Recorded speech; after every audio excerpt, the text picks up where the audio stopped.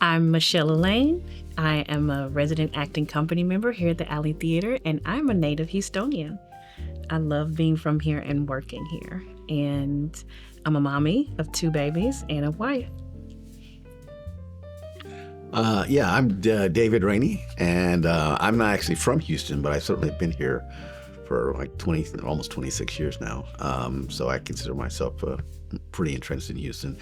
My dad actually grew up here, and that's kind of how I got here. But I mostly kind of traveled around with the Air Force bases because he was in the Air Force, and eventually landed here in Houston.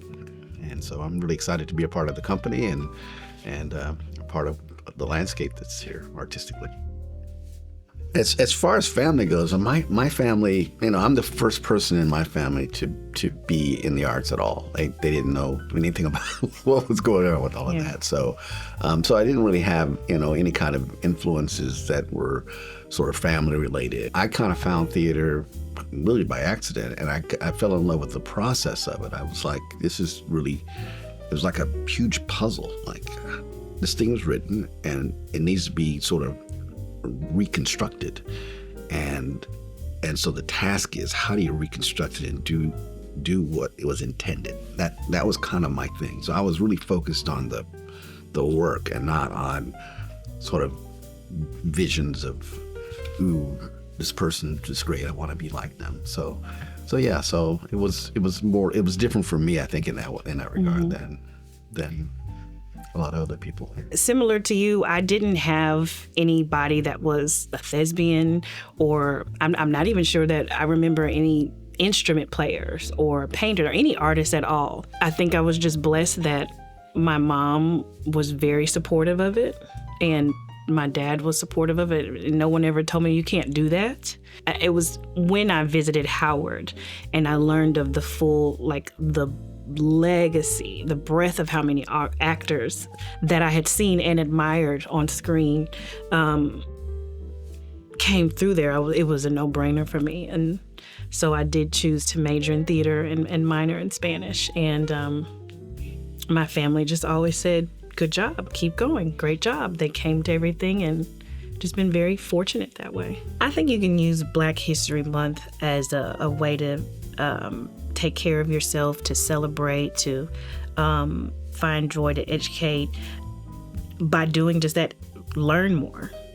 I think that we're everybody to learn a little bit more about our country's history and Black artists that have contributed. If you're an artist, inventors, politicians, whoever, what they've contributed to the fabric of our nation. Personally, it makes me feel more empowered. I would encourage people to nourish themselves with just how much we have contributed to the world, and find pride in it, find celebration in it, and find joy in it. Yeah. And I agree with all of that. And I would also just kind of throw in there being welcoming. Yeah. Being welcoming to say, hey, come look at what we are. Come check out what we've been, what we do, what we're about. Being more inclusive in the celebration of what we've accomplished, I think is also another part of that I think is that some people don't necessarily think about.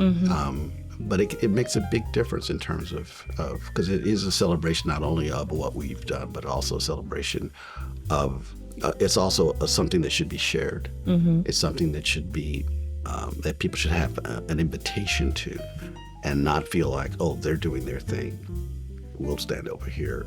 Come on in, step inside, take a look at who we are, get to know us better. That's what I would sort of encourage everybody to do for Black History Month.